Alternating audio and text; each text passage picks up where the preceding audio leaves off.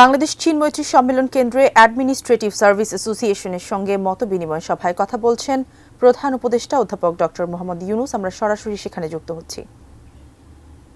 বদ্ধমূল ধারণা বাংলাদেশের ভবিষ্যৎ অতি চমৎকার তার অবস্থানের কারণে। তখন দুই জায়ান্টের কথা বলেছিলাম, দুই মহাশক্তি। এখন আর দুই মহাশক্তির কথা বলি একই সঙ্গে, চার মহাশক্তি। আমাদের কি অপূর্ব সুযোগ, আমাদের সামনে বিস্তীর্ণ মহাসাগর, আমাদের উপকূল ভূমি, সাগরের সঙ্গে আমাদের লাগোয়া উপকূল। এই একটা মস্ত বড় সুযোগ, পৃথিবীর দরজা আমাদের সামনে খোলা। আমরা দিন ব্যবহার করতে জানিনি। এখন যে মুহূর্তে এটার ব্যবহার শুরু করব, আমাদের অর্থনীতিকে লোহার দড়ি দিয়ে বেঁধে রাখলে ওর বেঁধে রাখতে পারবে না।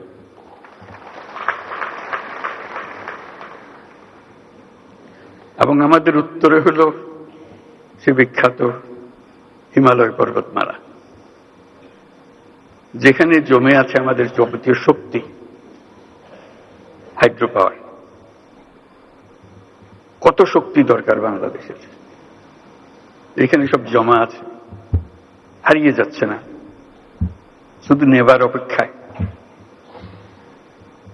শুধু প্রতিবেশী দেশের সঙ্গে একটা সম্পর্ক করা, যাতে করে আমরা এই 40 মাইল বা যে দূরত্বটুকু দুই দেশের মধ্যে আছে, নেপাল আর বাংলাদেশের মধ্যে, ওটুকু অতিক্রম করা। আর কিচ্ছু না। ওরা এক পায়ে খাড়া, নেপাল বারে বারে বলছে আমাদের এটা নিয়ে যাও, আমরা এক পায়ে খাড়া নেবার জন্য। একনল হ্যান্ড ওয়াশ 100% প্যারাবেন ফ্রি, তাই নিরাপদ হাতের জন্য আস্থা রাখুন একনলে। মাঝখানে ওইটুকু পথ অতিক্রম করার সুযোগ আমাদের এখন দেওয়া হচ্ছে না। আশা করি তাদেরই কারণে, তাদের অর্থনৈতিক কারণে সেটা আমাদেরকে দেবে। এটা সবার মঙ্গলের জন্য, কারো একজনের উপকার একজনের অপকার এরকম কিছু না। যদি আমরা সেই পথটা খুলে পাই, এখন সামান্য কিছু পেয়েছি, ওটাও কিছুই না, বড় আকারে যদি পাই, বাংলাদেশকে আটকে রাখার কোনো ক্ষমতা কারো নাই। আমরা মহা সৌভাগ্যবান এক জাতি, তার অবস্থানের কারণে। সেই জাতির দুঃখ কেন থাকবে আমি বুঝতে পারি না। এটা আমাদের কপালের দোষ, নাকি আমাদের চরিত্রের দোষ, না আমাদের চিন্তার দোষ? যদি হয়ে থাকে সেগুলোর থেকে আমরা মুক্ত হই। আমরা তো তড়িৎ গতিতে এগিয়ে যেতে চাই। এটা একটা মহাশক্তিধর অর্থনীতি তৈরি হবে। আজকে কুমিরা থেকে টেকনাফ পর্যন্ত যে উপকূল ভূমি, সেখানে যদি কাতারে কাতারে সব নৌবন্দর স্থাপন হয়, মাতার বাড়ির গভীর সমুদ্র বন্দর পর্যন্ত যদি আমরা দুনিয়ার সব জাহাজকে আশ্রয় দিতে পারি, তাদের কাজ করার জন্য সুযোগ সুবিধা দিতে পারি, আমাদেরকে আটকাবে কে? এবং শুধু যে সমুদ্র বন্দর আমরা ব্যবহার করব, আমাদের মালামাল যাবে, তা তো না। আমাদের একটা নিজস্ব অর্থনৈতিক অঞ্চল আছে, সেই অঞ্চলটাকে আমরা এখনো খুলতে পারিনি, কিন্তু অঞ্চল অপেক্ষা করছে আমাদের জন্য। আমাদের অঞ্চল হলো, উত্তরে হলো নেপাল আমাদের অঞ্চল। নেপালের সৌভাগ্য, তারা হিমালয় পর্বতের পাদদেশে আছে। দুর্ভাগ্য হলো সমুদ্রের দেখা তাদের হয় না। তাদের সমুদ্র দেখতে হলে আমাদের মাঝখান দিয়ে দেখতে হবে, আমাদের মাধ্যমে দেখতে হবে। সে পথ আমরা করে দিই, আমরা একসঙ্গে যৌথ অর্থনীতি গড়ে তুলি। তার সমুদ্রের অভাব, আমার পর্বতের অভাব, হাইড্রো, দুই অভাব একসঙ্গে পূরণ করে দুজনে। ভুটান একই কাণ্ড, তারও সমুদ্র দর্শন হয় নাই। তাকে সমুদ্রে আসতে হলে আমার পথ দিয়ে আসতে হবে, আমরা তাকে স্বাগত জানাই। তেমনি ভারতের পূর্বাঞ্চল একই অবস্থা, নেপালের যে অবস্থা, ভুটানের যে অবস্থা, নেপাল ভারতের 7 সিস্টারের একই অবস্থা। তার সমুদ্র দর্শন তার হয় না, হবে না। তার সঙ্গে আমরা যোগ দিই একসঙ্গে এই অর্থনৈতিক অঞ্চল। আমাদের যে সমুদ্র বন্দর, তাদের মাল আনা নেওয়া করবে, আমাদের মাল আনা নেওয়া করবে, তাদের কাছে যাবে, তাদের অর্থনীতি আমাদের অর্থনীতি একসঙ্গে জাগবে। তারাও খুব কষ্টের অবস্থায় আছে, তারা খুব ভালো অবস্থায় নেই। তারা এই সুযোগ পেলে তারাও আনন্দিত, তাদের ব্যবসা আমাদের ব্যবসা রমরমা ব্যবসা হবে, একসঙ্গে ব্যবসা হবে। এগুলো বললাম এই জন্য আমরা ভবিষ্যৎ সম্বন্ধে অনেকটা হতাশায় ভুগি। হতাশার তো কারণ নাই, এটা আনন্দের বিষয়। আমাদের যে অবস্থান, যে সুযোগ সুবিধা, শুধু সেগুলোকে আহরণ করা, কাজে লাগানো। প্রক্রিয়া শুরু হয়েছে, এই প্রক্রিয়াকে জোরদার করা, যাতে করে আমরা এই অর্থনৈতিক অঞ্চল গড়ে তুলতে পারি।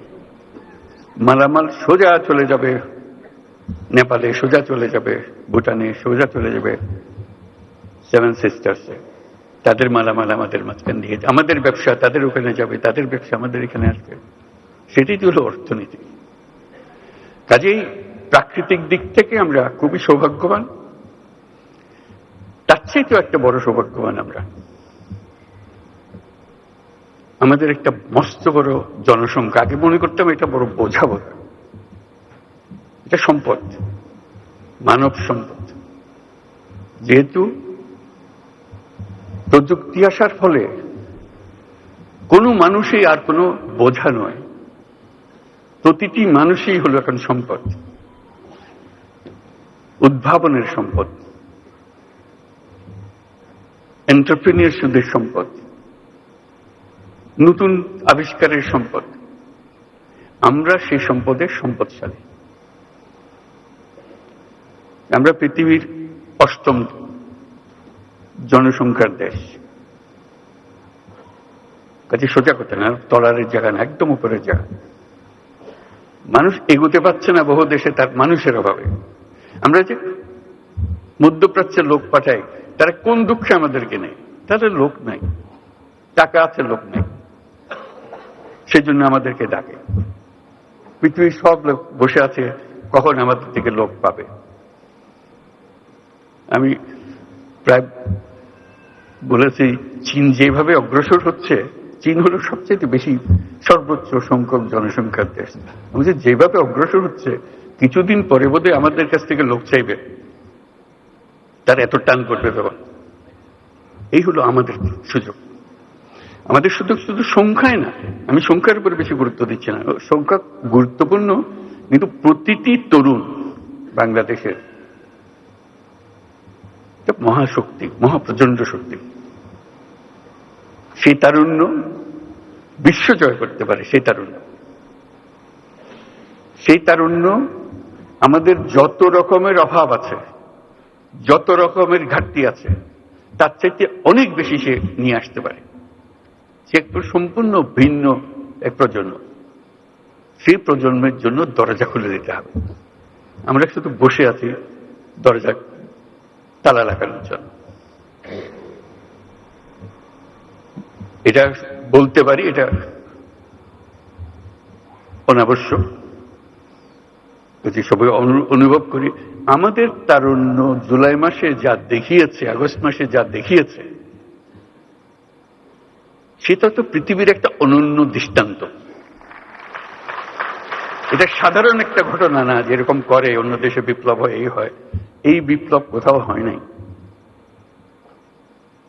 তার প্রতিটি জিনিস যদি আপনারা বিচারে বসেন, দেখবেন যে এটা প্রতিটি দিক থেকে অনন্য। সেই অনন্য ক্ষমতা এই দেশের তরুণদের মধ্যে আছে, এটা হারিয়ে যাবে না। আপনারা মনে করেন না যে এটা এক ঘটনায় শেষ, এটা শেষ হয়নি, শুরু হলো মাত্র। কাজেই সেইভাবে আমাদেরকে এই তরুণদের সুযোগ দিতে হবে। আমরা সুযোগ আছে, নিতে চাচ্ছি না। আমি ছোট্ট একটা উদাহরণ দেব, ব্যক্তিগত উদাহরণ।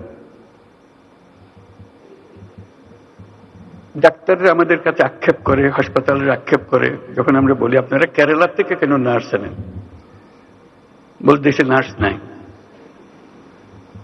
ডাক্তাররা আমাদেরকে বলে আমাদের এমন স্বাস্থ্য ব্যবস্থা, এখানে প্রতিজন নার্সের বিপরীতে আমাদের 3 জন ডাক্তার আছে। রেশিও হলো 1:3, একজন নার্স 3 জন ডাক্তার। পৃথিবীর মানুষ হা হয়ে যায় কথা শুনে। কেন হওয়ার ছিল উল্টাটা, একজন ডাক্তারের পেছনে 3 জন নার্স অন্তত। নার্স তো চালায় সবকিছু, ডাক্তার সিদ্ধান্ত দেয়। এখন সেই সিদ্ধান্ত কাকে দেবে? আপনার যদি নার্সই না থাকে, বলে যে না আমাদের তো নার্সিং কলেজ আছে, আপনি ঘুরে দেখুন সেটার কোয়ালিটি। কাজে এটা দিয়ে আমাদের কোনো কাজ হচ্ছে না। তো খুব দুঃখ পেয়ে আমি মনে করলাম যে আমরা নিজেরা একটা ছোট্ট নার্সিং কলেজ করি না কেন। করলাম গ্লাসগো ক্যালিডোনিয়ান ইউনিভার্সিটির সহায়তায়। যেহেতু সেই ইউনিভার্সিটি আমি চ্যান্সেলর, কাজে আমার কথা সে ফেলে দিতে পারছে না যে আমাকে সাহায্য করতে হবে, আমি একটা নার্সিং কলেজ করব বাংলাদেশে। পুরোপুরি সাহায্য করল এবং চমৎকার একটা নার্সিং কলেজ তৈরি হলো। মাত্র 40 জন মেয়ে নিয়ে আমরা শুরু করেছিলাম, গ্রামীণ ব্যাংকের মেয়ে, পরিবারের মেয়ে, যারা গরিব ঘরের মেয়ে। আমরা নার্সিং যখন বানাবো অন্যদের দেবো কেন, গরিব ঘরের মেয়েদের দেবো। সে ইংরেজির একটা অক্ষর সে বলতে পারে না, কোন রকমের লেখাপড়া শিখেছে, আমরা তাকে দিলাম। নার্সিং ডিগ্রি পাওয়ার আগে তার টুকুর ইংরেজি, আন্তর্জাতিক মজলিস এসে বক্তৃতা করে, তার ভবিষ্যৎ কি রেখে সেগুলো নিয়ে কথা বলে। আজকে সেই নার্সিং কলেজে বড় কলেজে পরিণত হয়েছে। আমার বিষয়টা হলো বড় কলেজ হওয়ার বিষয়। হঠাৎ দেখি নানা দেশ থেকে লোকজন আসে। বিশেষ করে প্রথম যেটা ধাক্কা লাগলো সেটা হলো ইউকে থেকে, যুক্তরাজ্য থেকে ডেলিগেশন আসলো, রিক্রুটার আসলো, বললো যে আপনাদের এই নার্সিং কলেজে যত ছাত্রী পাশ করে, গ্রাজুয়েশনে যত থাকে, আমরা সবাইকে যুক্তরাজ্যে নিয়ে যাব। আপনাদেরকে অফার দিলাম, আপনারা কি কি চান সব আমাদেরকে বলেন, আমরা সেটা পরিপূর্ণ করব। আমি অবাক হয়ে গেলাম, আমরা তো যুক্তরাজ্যে পাঠানোর জন্য নার্স বানাচ্ছি না এখানে। তবু বুঝতে চেষ্টা করলাম, বলে আমাদের নার্সের ভীষণ অভাব, যেখান থেকে বাড়ি আমাদের উপর হুকুম হয়েছে নার্স জোগাড় করতে হবে এবং আমাদের তালিকায় আপনাদের নামও আছে।